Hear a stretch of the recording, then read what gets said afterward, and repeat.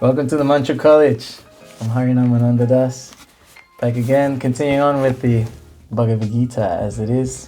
We're up to text 26. Let's see what Arjuna is going through at the moment.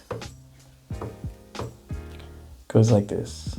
Tata pasyat stitam pata pritinata pita mahan acharya matulan rajran Ucham paucham sakims tata swasuryam suridas chaiva sanyopiyo api. There Arjuna could see, within the midst of the armies of both parties, his fathers, grandfathers, teachers, maternal uncles, brothers, sons, grandsons, friends, and also his fathers-in-law and well-wishers. Purport by His Divine Grace, A.C. Bhaktivedanta Swami Srila Prabhupada. On the battlefield, Arjuna could see all kinds of relatives.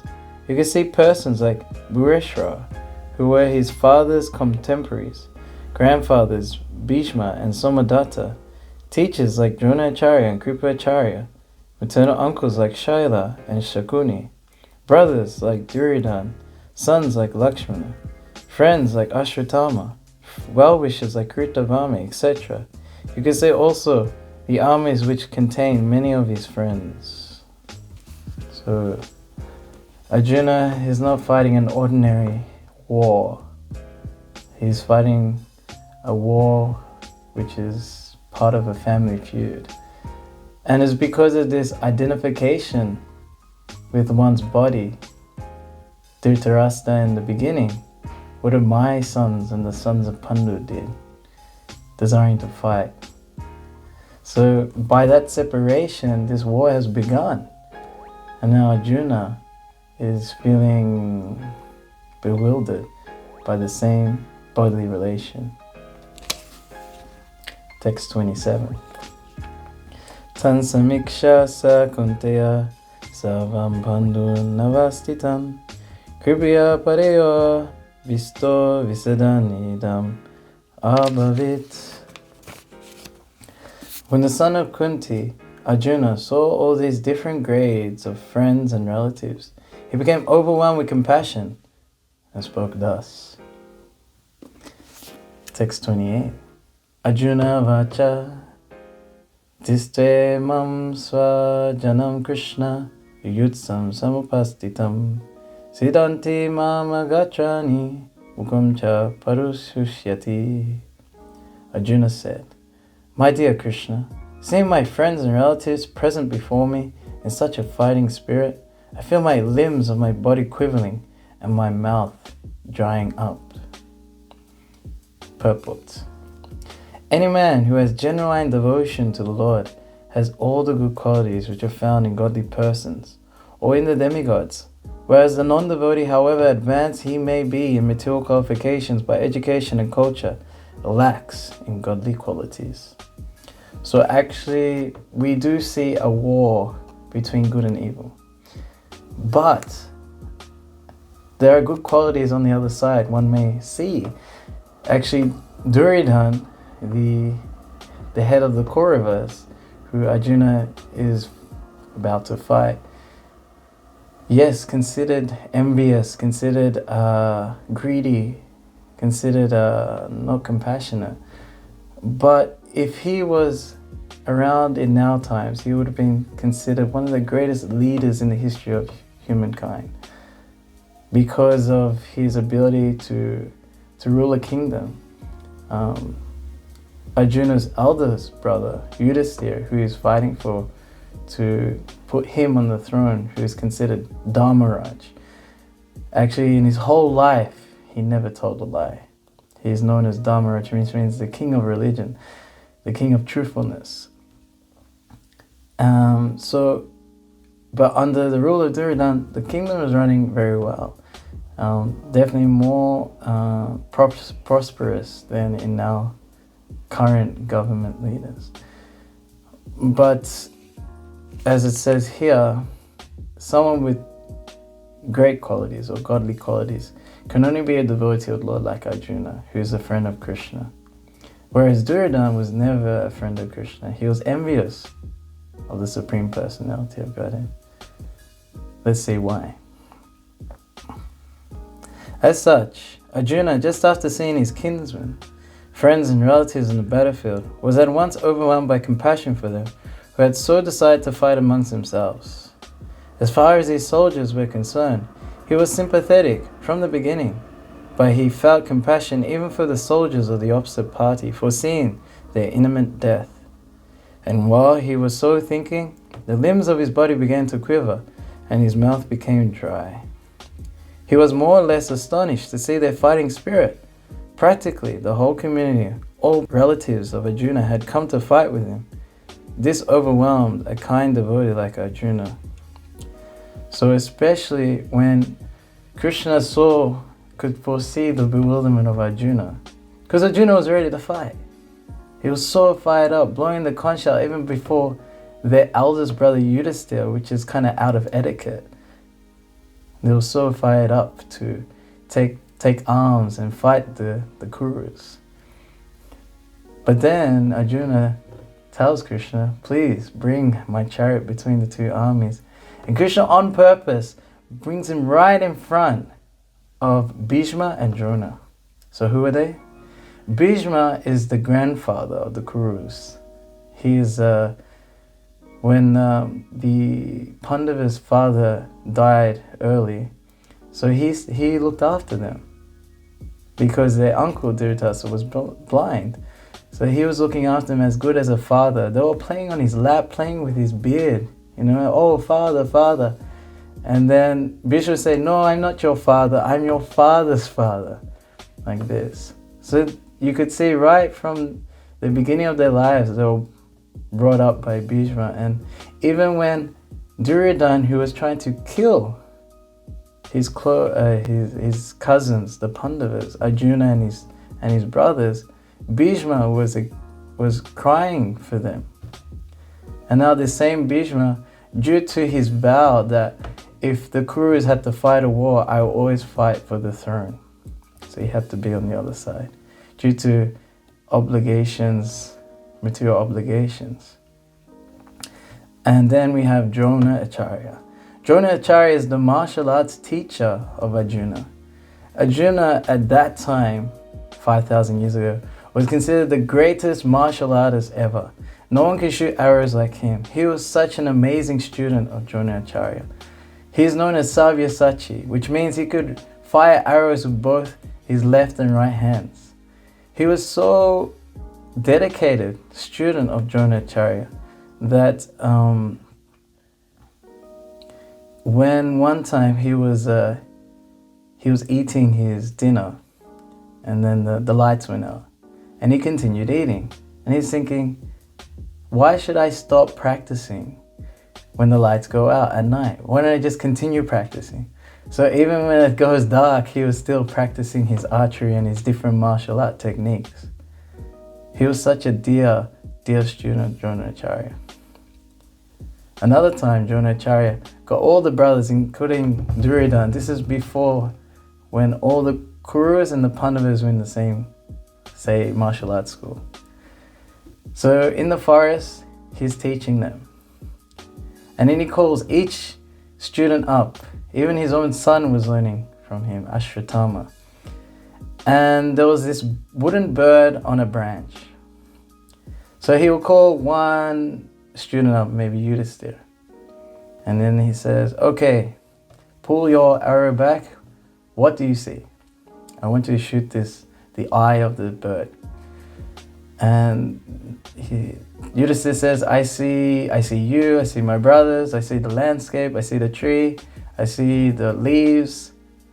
And then Drona Acharya said, put your arrow down. Then he called another student, Duryodhana, what do you see? I see this, I see it. So every single person said something, and he always told them to put their arrow down and sit down. Then finally Arjuna came. Arjuna, what do you see? I only see the eye of the bird. Do you see anything else? No. Do you see your brothers? No. Do you see the landscape? No. Do you see the sky? No. Do you see me? No. I only see the eye of the bird. And then with tears and ecstasy, he said, fire the arrow, and he hit the bird. He was such a dear student, and Arjuna was very grateful for all the knowledge that is given from his martial arts. Now he has to fight the same grandfather and the same teacher that gave him all the knowledge and all the care and love. You can imagine what type of a soft-hearted person who's a devotee of Krishna is going through. This overwhelmed a kind devotee like Arjuna. Although it is not mentioned here, still one can easily imagine that not only were Arjuna's bodily limbs quivering and his mouth drying up, he was also crying out of compassion. Such symptoms in Arjuna were not due to weakness, but to his soft-heartedness, a characteristic of a pure devotee of the Lord. So you could see Duryodhana, being envious of Krishna, not a devotee of Krishna, then he didn't feel any compassion for his own army. He was saying, many of these people, for me to go on the throne, they're ready to give their lives up for me. But Arjuna didn't feel that that was right, that people should give up their lives for my own benefit. This is the nature of a devotee. There's a verse referring to this. Yasyati bhakti bhagavati kinchana save gunastacha samasaste sura havad abhaktasya kuto mahakuna manoratena sati davato bahi. One who has unflinching devotion for the personality of Godhead has all the good qualities of the demigods, but one who is not a devotee of the Lord has only material qualifications that are of little value. This is because he is hovering on the mental plane and is certain to be attracted by the glaring material energy. So the nature of the material world is that it's degrading.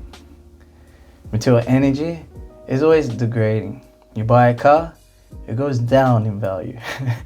You buy any equipment, it always costs less after you buy it, let alone after a few years. And any object that you buy, whether it's a phone, whether it's a computer, a laptop, they always make it to break. This material world is faulty. So similarly, we may have some good quality on the material platform, but they always will be degraded. One may have good values, One may be against racism. One may be one for the environment. All these isms that come up due to the some sort of goodness is coming up. But unfortunately, due to the illusory energy that influence us, we're always ready to compromise for these so-called good values. But if one becomes a devotee of Krishna and dedicates their life to Krishna's values, because they're on the transcendental platform, they don't degrade. Spirit does not degrade. Spirit is eternal, ever existing, primeval. Like here, Krishna, the Supreme Personality, is all good. And Arjuna, he can take up that all good path by surrendering to Krishna and his will. And when someone is dedicated to serving Krishna, then he develops godly qualities. He becomes bright-faced. Srila Prabhupada, who's the founder of the Krishna consciousness movement in the West, he was always being commented on by his followers who started reading Bhagavad Gita and living Bhagavad Gita. Previously, they were hippies in the late 60s, and they were indulging in all sorts of drugs, and they were living very dirty and pretty much like animals. No one had hope for them. Even the Americans, they're like, how to get them off drugs and how to get them all nice and respectful to elders. They had a saying that don't trust anyone over 30. So they were disgusted with the opulence that was gained by their parents back then. They were very rich and they were leaving that. They thought it was useless. They needed an alternative, something that will satisfy the self. Material nature does not satisfy. Material opulence does not satisfy the heart. So they looked to the east. And one of the greatest knowledge you'll find in the East is Bhagavad Gita as it is. And the ambassador of such transcendental eternal knowledge was given to them by their spiritual master, Srila Prabhupada. So many people were commenting, now your followers, they're very bright faced, I see. And they're giving up all sorts of all the drugs. The government are doing so many schemes and different programs trying to get them off drugs, of smoking even. They even stopped smoking. They stopped drinking tea, no caffeine at all. Stop eating meat. And that was a time of free love, If you just feel it, just do it. And let it all hang out. But they even gave that up, to the point where women were being very chaste, and the men were being very respectful to women and self-controlled. This is what we need, first-class citizens, where men are real men. And when women are being real women, the real value of a woman is her chastity, being shy, and holding on to her, what she is valuable to her. And then the real value of a man is that he becomes self-controlled and respectful to all living entities. And this is what can develop from service to Krishna. So we can see here that Arjuna has these qualities because he is a devotee of Krishna. He's Krishna's friend. So he's already free from him, and he's feeling compassion for what others' pain will go through. Whereas those who are in the material world, then we always feel unhappy when they get some success. And then we feel very happy when they don't succeed. Some distress comes, at least it's not me. But no, the devotee is opposite. He's para dukkha dukhi. He feels distress when others feel distress. And he feels happiness when they succeed in life. So this is Arjuna's mood. And he is our prototype. He is our guide to how to get through such bewildering circumstances. Actually, this circumstance at the moment is the most high pressure situation you could ever face, ever. So we follow in the footsteps of Arjuna in this Bhagavad Gita.